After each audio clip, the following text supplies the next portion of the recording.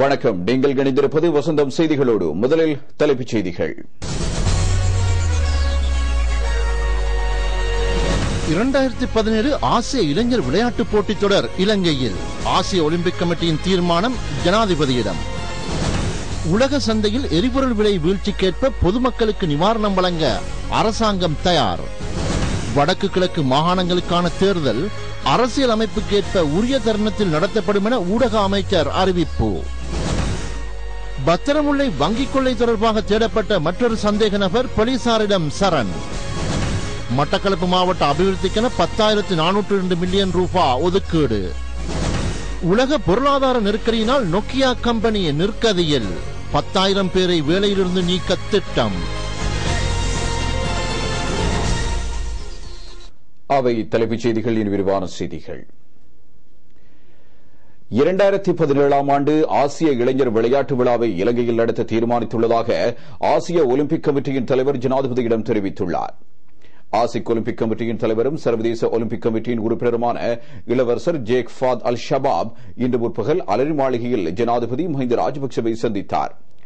Olympic council வழங்கும் ஆசிய இளைஞர் விளையாட்டு விழாவை 2017ஆம் ஆண்டு இலங்கையில் நடத்த எடுக்கப்பட்ட தீர்மானத்தை உத்தியோகபூர்வமாக அறிவிப்பதே இந்த சந்திப்பின் நோக்கமாகும். விளையாட்டுப் போட்டித் தொடரை 2017ஆம் ஆண்டு நடத்த பல நாடுகள் முன்வந்துள்ளன. இலங்கை சார்பில் ஆசிய ஒலிம்பிக் குழு சமர்ப்பித்த அறிக்கை தொடர்பாக அக்குழு திருப்தியடைந்துள்ளது. இதன் அடிப்படையில் ஹம்பாந்தோட்டையில் ஆசிய இளைஞர் போட்டித் தொடர் நடத்தப்படவுள்ளது. விளையாட்டு விழாவை வெற்றிகரமாக நடத்தவும் இலங்கையில் விளையாட்டுத் துறையின் முன்னேற்றத்திற்கும் ஆதரவு வழங்க ஆசிய ஒலிம்பிக் குழுவின் தலைவர் இணக்கம் தெரிவித்துள்ளார். அமைச்சர் மஹிந்தானந்த அலுத்கமகே, ஜனாதிபதியின் செயலாளர் லலித் வீரதுங்க உட்பட பலர் இதில் கலந்து கொண்டனர்.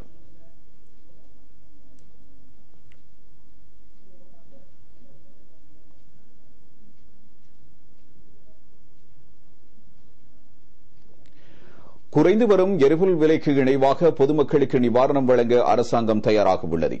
ஒரு கால எல்லையில் நிலையான விலையில் இலங்கை எரிபொருளை கொள்வனவு செய்வதால் உடனடியாக நிவாரணம் வழங்குவது சிரமமாகும் என இன்று இடம்பெற்ற செய்தியாளர் மாநாட்டில் அமைச்சர் கஹலிய ரம்புக்வெல்ல தெரிவித்தார்.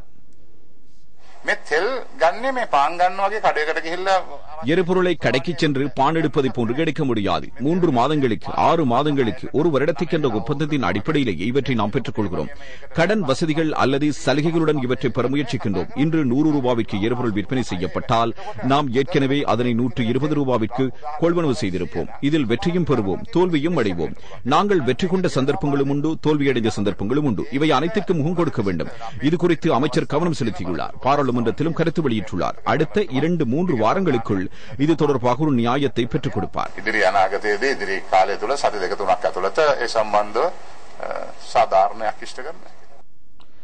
வடக்கு கிழக்கு மாகாணங்களுக்கான தேர்தல் அரசியலமைப்புக்கு ஏற்ப விரைவில் நடத்தப்படும் என இன்று இடம்பெற்ற செய்தியாளர் மாநாட்டில் அமைச்சர் கஹலிய ரம்புக்வெல்ல தெரிவித்தார். வடக்கு கிழக்கு மற்றும் சகல மாகாண சபைகளுக்குமான தேர்தல் தொடர்பாக மாகாண முதலமைச்சர்களுடனும் சம்பந்தப்பட்ட அதிகாரிகளுடனும் நாம் பேச்சுவார்த்தைகளை நடத்தி வருகின்றோம். அரசியல் அமைப்புக்குட்பட்ட வகையில் சட்டத்திற்கமைய உரிய நேரத்தில் தேவையான நடவடிக்கைகளை எடுக்க அரசாங்கம் எதிர்பார்த்துள்ளது.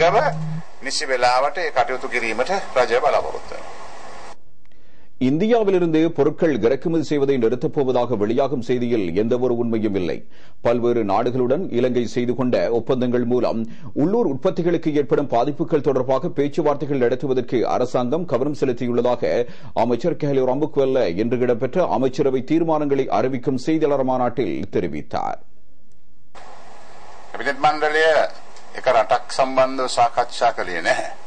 அமைச்சரவை ஒரு நாடு தொடர்பாக பேசவில்லை. சாக் நாடுகளுக்கு இடையே பொதுவாக உள்ள ஒப்பந்தங்கள் குறித்து நாம் பேசினோம். இந்த சாக் நாடுகளுக்கு இடையே உள்ள வர்த்தக ஒப்பந்தங்கள் தொடர்பாக காலத்திற்கு காலம் மீளாய்வுகளை நடத்த வேண்டும் என்ற முடிவுக்கு வந்துள்ளோம். நாட்டின் விவசாயத்துறைக்கு பாதிப்புகள் ஏற்படுவதாக இருந்தால், விவசாயத்தில் ஈடுபடும் பல்லாயிரக்கணக்கான விவசாயிகளுக்கு பாதிப்பு ஏற்படுமாக இருந்தால், அது குறித்து, அதாவது பாகிஸ்தானாக இருந்தாலும் இந்தியாவாக இருந்தாலும் மாலைதீவாக இருந்தாலும் எமக்கு பிரச்சனை இல்லை. பாதிப்புகள் ஏற்படுவதாக இருந்தால் அந்த ஒப்பந்தங்களுடன் தொடர்புடையவர்களை அணுகி பேச்சுவார்த்தைகள் நடத்த வேண்டும் என்ற நிலைப்பாட்டிலேயே அமைச்சரவை உள்ளது.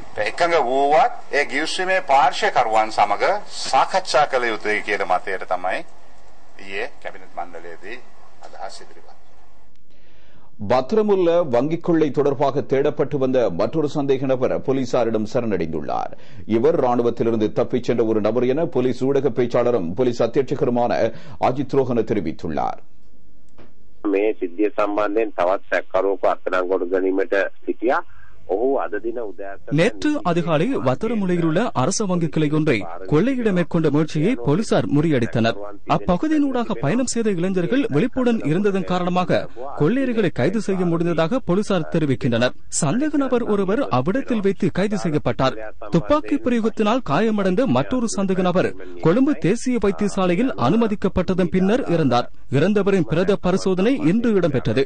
போலீசாரால் தேடப்பட்ட மற்றொரு சந்தேக நபர் சட்டத்தணியூடாக போலீசாரிடம் சரணடைந்ததாக போலீஸ் ஊடக பேச்சாளர் தெரிவித்தார். பத்திரமுலை வங்கிக் கொள்ளை தொடர்பாக போலீசாருக்கு தகவல்களை வழங்கிய இளைஞர்களுக்கு சன்மானம் வழங்கப்படும் என போலீஸ் ஊடக பேச்சாளர் மேலும் தெரிவித்தார்.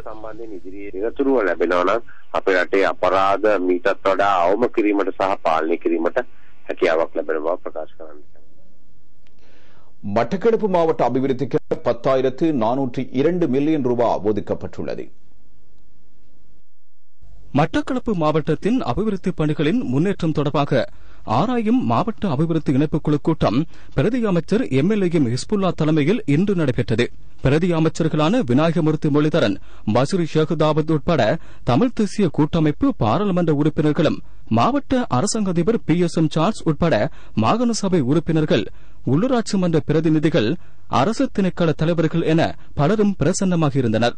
பொருளாதார அபிவிருத்தி அமைச்சினால் இம்மாவட்ட அபிவிருத்திக்கென அங்கீகரிக்கப்பட்ட 2,310 திட்டங்களுக்கான 10,402.18 மில்லியன் ரூபாய் ஒதுக்கீட்டின் முன்னேற்றங்கள் தொடர்பாக ஆராயப்பட்டன.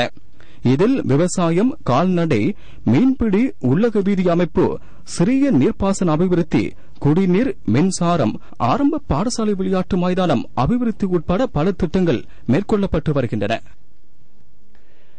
மரங்கள் மற்றும் தளபாடங்கள் எடுத்துச் செல்வதற்கு விதிக்கப்பட்டிருந்த விதிகள் தளர்த்தப்பட்டுள்ளன. இது தொடர்பான வர்த்தமானியை வெளியிடுவதற்கு சுற்றாடல் அமைச்சர் அனுர பிரியதர்சன யாப்பா அனுமதி வழங்கியுள்ளார்.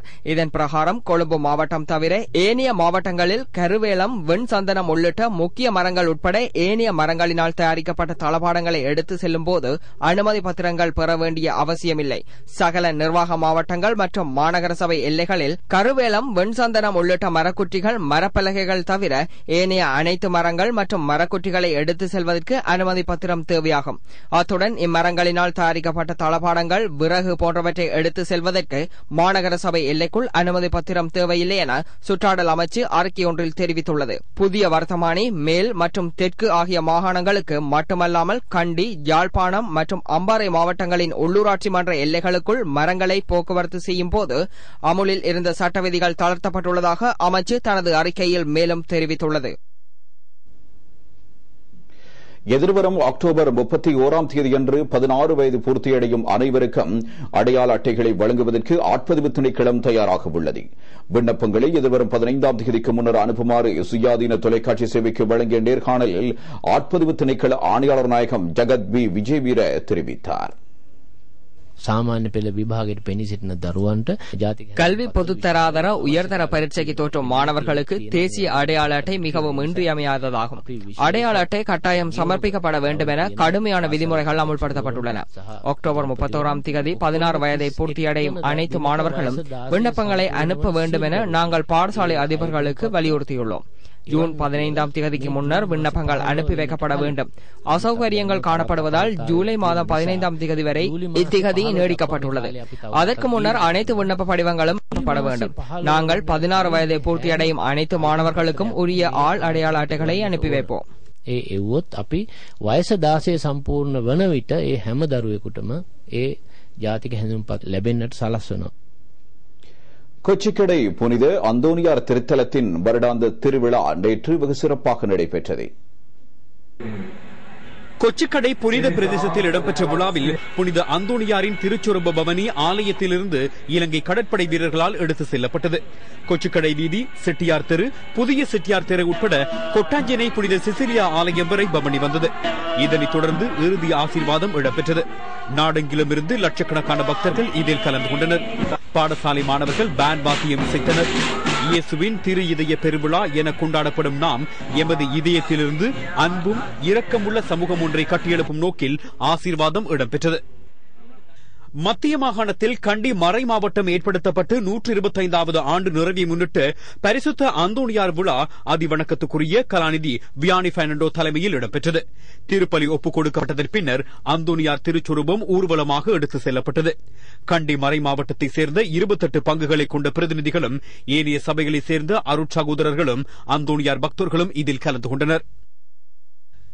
மருதமடு அன்னையின் ஆடி திருவிழா எதிர்வரும் 23ஆம் திகதி கொடியேற்றத்துடன் ஆரம்பமாக உள்ளது.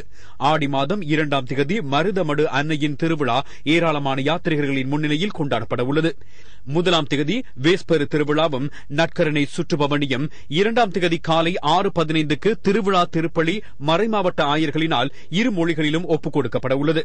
திருவிழாவிற்கான ஏற்பாடுகள் மன்னார் மாவட்ட அரசாங்க அதிபர் உள்ளிட்ட குழுவினரால் மேற்கொள்ளப்பட்டு வருவதாக மடு திருத்தல பரிபாலகர் எமிலியானுஸ் பிள்ளை தெரிவித்தார். இலங்கையிலிருந்து வெளிநாடு சென்றுள்ள தொழிலாளர்களின் உரிமைகள் மற்றும் நலன்புரி விடயங்களை உறுதிப்படுத்துவதற்கு ஓமான் அரசாங்கத்துடன் புரிந்துணர்வு ஒப்பந்தம் செய்து கொள்ளப்படும் என அமைச்சர் கெஹலு ரம்புக்வெல்ல அரசாங்க தகவல் திணைக்களத்தில் இன்று இடம்பெற்ற செய்தியாளர் மாநாட்டில் தெரிவித்தார். சுமார் 25,000 இளைஞர்கள் ஓமானில் தொழில் புரிகின்றனர். அவர்களின் உரிமைகளை பாதுகாப்பதும் நலன்புரி விடயங்களை உறுதிப்படுத்துவதும் இப்புரிந்துணர்வு ஒப்பந்தத்தின் நோக்கமாகும். ஹங்கேரியாவுடன் ஆலோசனை மற்றும் ஒருங்கிணைப்பு தொடர்பான ஒப்பந்தம் கைச்சாத்திடப்பட உள்ளது. இரு நாடுகளுக்கும் இடையிலான அரசியல், பொருளாதார, வர்த்தக, விவசாயத்துறைக்கு தொடர்பாக வருடாந்த மீளாய்வுக்கு இதனூடாக சந்தர்ப்பம் கிடைக்கும்.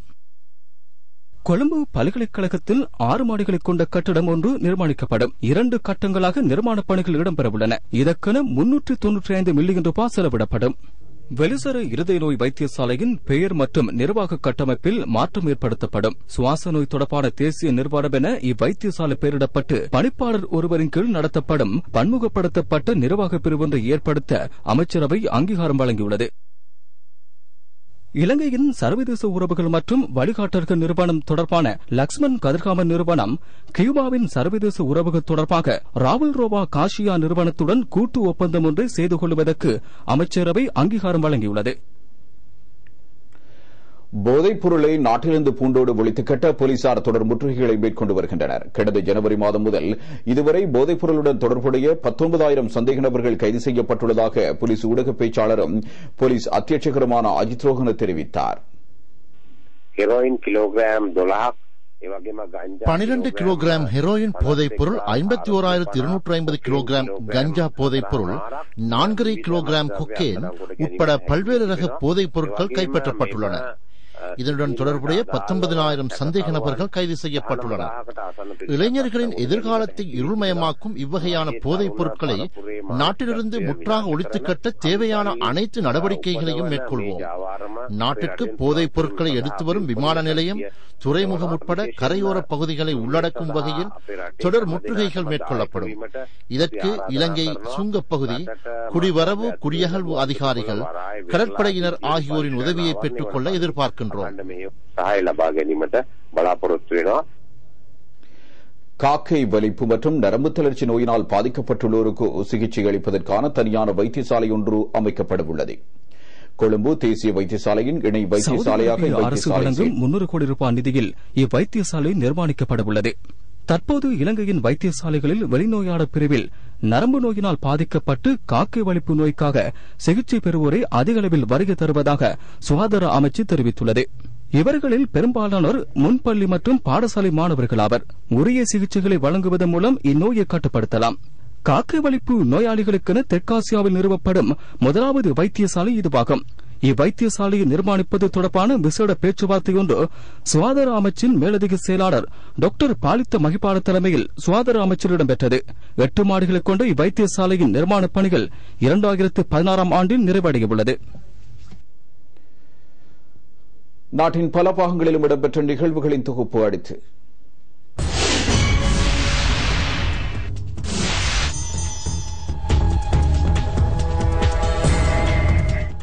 யுத்தத்தினால் பாதிக்கப்பட்டு நீண்டகாலம் மின்சார வசதியில் இருந்த மட்டக்களப்பு கோரதீவு பற்று பிரதேச செயலகத்துக்குட்பட்டிருந்த கல்முந்தன்வெளி பிரதேசத்துக்கு மின் விநியோகம் வழங்கப்பட்டுள்ளது. பிரதி அமைச்சர் விநாயகமூர்த்தி முரளிதரன் இம்மின் விநியோக திட்டத்தை ஆரம்பித்து வைத்தார். 2,23,00,000 ரூபாய் இத்திட்டத்துக்காக ஒதுக்கப்பட்டுள்ளது. கிழக்கு மாகாணத்தில் தேசிய நூதன சாலை ஒன்றை அமைக்க இலங்கை தொல்பொருள் திணைக்களம் நடவடிக்கை எடுத்துள்ளது. பிரதி அமைச்சர் எம்எல்ஏ ஹிஸ்புல்லா விடுத்த வேண்டுகோளுக்கு இணங்க காத்தாங்குடி நகரசபை முன்னர் இயங்கிய கட்டிடத்தில் இது அமையவுள்ளது. இந்நூதன சாலை அமையும் இடத்தை உறுதிப்படுத்த தொல்பொருள் திணைக்கள பிரதிப்பணிப்பாளர் ஜகத் தலைமையிலான குழு மட்டக்களப்புக்கு விஜயம் செய்தது. லட்டியாந்தோட்டை தெரு தொகுதியில் மேலும் 2 தோட்ட பாடசாலைகளுக்கு சபரகமுக மாகாண சபை சகல வசதிகளையும் கொண்ட 2 கட்டிடங்களை வழங்கியுள்ளது. 11 மற்றும் லேவல் ஆகிய தமிழ் மூல தோட்ட பாடசாலைகளுக்கு இவை வழங்கப்பட்டுள்ளது. தலா 46 லட்சம் ரூபாய் பெறுமதியான 2 கட்டிடங்கள் இப்பாடசாலைகளுக்கு வழங்கப்பட்டுள்ளன. மாகாண முதலமைச்சர் மகிபால ஹெரத் மேற்கொண்ட நடவடிக்கையின் பயனாக இக்கட்டிடங்கள் வழங்கப்பட்டுள்ளன. கேகாலி மாவட்ட பாராளுமன்ற உறுப்பினர் கனகத் ஹெரத் இப்பாடசாலை கட்டிடங்களை திறந்து வைத்தார். கிழக்கு மாகாண சிரேஷ்ட போலீஸ் மா அதிபராக பூஜித ஜெயசுந்தர இன்று முற்பகல் மட்டக்களப்பு நகரிலுள்ள அவரது அலுவலகத்தில் கடமைகளை ஏற்றுக்கொண்டார். பௌத்த, இந்து, இஸ்லாமிய, கிறிஸ்தவ மத தலைவர்களின் ஆசீர்வாதத்துடன் இன்று முற்பகல் அவர் கடமைகளை பொறுப்பேற்றுக் கொண்டார். சிரேஷ்ட போலீஸ் அதிகாரிகள் உட்பட பலர் இதில் கலந்து கொண்டனர். மாலிகாவத்தை இஸ்லாமிய நிலையத்தினால் மாலிகாவத்தை பகுதியில் வாழும் முதியோர்கள் மற்றும் அங்கவினர்களுக்கு நிதி உதவிகள் வழங்கப்பட்டுள்ளன. முன்னாள் அமைச்சர் எம்எச் முகமது, நிலைய செயலாளர் சாகுல் ஹமீத் முகமது உட்பட பலர் இதில் கலந்து கொண்டனர். தென்கிழக்கு பல்கலைக்கழக நூலகத்தில் புதிய இணைப்பு நூலகம் ஒன்று திறந்து வைக்கப்பட்டது. இப்பல்கலைக்கழக நூலகத்துக்கு கல்விமான் SHM ஜெமில் பயன்படுத்திய 1200க்கும் கூடுதலான நூல்கள் வழங்கப்பட்டன. பல்கலைக்கழக உபவேந்தர் SMM இஸ்மாயில் தலைமையில் நடைபெற்ற நிகழ்வில் பாராளுமன்ற உறுப்பினர் MT ஹசன் அலி உட்பட பலர் கலந்து கொண்டனர். பேராசிரியர் சி மௌனகுரு ஜெமில் தொடர்பாக சிறப்புரையாற்றினார். பால்நிலை சமத்துவ அடிப்படையில் சமூகமயமாக்கல் தொடர்பாக சமய தலைவர்களுக்கு விழிப்பூட்டும் கருத்தரங்கு பெண்கள் ஆராய்ச்சி செயல் முன்னணியின் ஏற்பாட்டில் நடைபெற்றது. இந்து, இஸ்லாமிய, கிறிஸ்தவ மத தலைவர்கள் இதில் கலந்து கொண்டனர். அட்டாளச்சனை கல்வியற் கல்லூரி விரிவுரையாளர் வளவாளர்களாக கலந்து கொண்டனர். தொடர்வன வெளிநாட்டுச் செய்திகள்.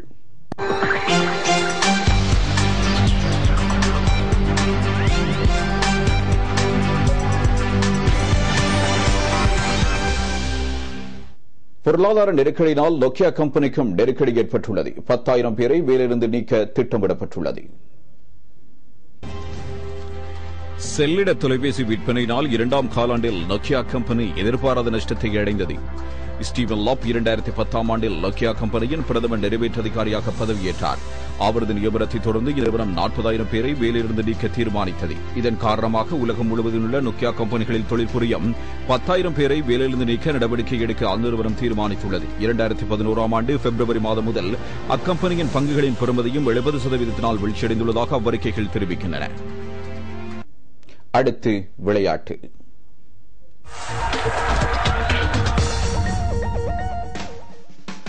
யாழ் ரொட்டரி கழகம் மாதகள் சென்ட் தோமஸ் யோன் போல் இளைஞர் மன்றத்துடன் இணைந்து நடத்திய சிறுவர்களை மகிழ்வூட்டும் விளையாட்டு நிகழ்வு மாதகள் லூர்து அன்னை ஆலய வளாகத்தில் நடைபெற்றது. ரோட்ராக் கிரா ஐ சிவகுமார் தலைமையில் நடைபெற்ற விளையாட்டு நிகழ்வில் பிரதம விருந்தினராக பிராந்திய அபிவிருத்தி வங்கி முகாமையாளர் கே லட்சுமணன் சர்மா கலந்து கொண்டார். பிரதேச அபிவிருத்தி வங்கியின் அனுசரணையுடன் நடைபெற்ற விளையாட்டு விழாவில் பல்வேறு விளையாட்டுகளும் பொழுதுபோக்கு நிகழ்வுகளும் இடம்பெற்றன. மாதகள் பகுதி சிறுவர் சிறுமியர் இதில் கலந்து கொண்டனர்.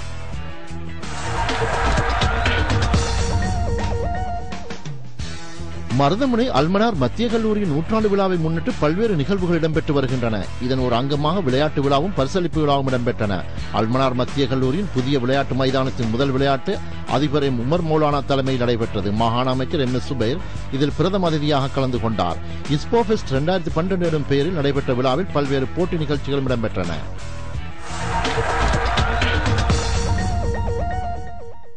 கொழும்பு ஜாகிரா கல்லூரியின் வருடாந்த ஹாக்கி சங்கத்தினர் ஹாக்கி 7 போட்டியை ஜாகிரா மைதானத்தில் நடத்தியது. இதில் 16 பிரபல பாடசாலைகள் கலந்து கொண்டன. இறுதிப் போட்டிக்கு ரோயல் கல்லூரியும் வெஸ்லி கல்லூரியும் தேர்ந்தெடுக்கப்பட்டன. 1-0 என்ற அடிப்படையில் வெஸ்லி கல்லூரி வெற்றி பெற்றது. ஜாகிரா கல்லூரி அதிபர் அகமது ஜிப்ரி தலைமையில் நடைபெற்ற போட்டியில் ஐடியின் பணிப்பாளர் புரவலர் ஹாஷிம் உமர் உட்பட பலர் கலந்து கொண்டனர். இத்துடன் எமது செய்திகள் நிறைவு பெறுகின்றன. எமது அடுத்த செய்தி அறிக்கை இரவு 8 மணிக்கு வசந்தம்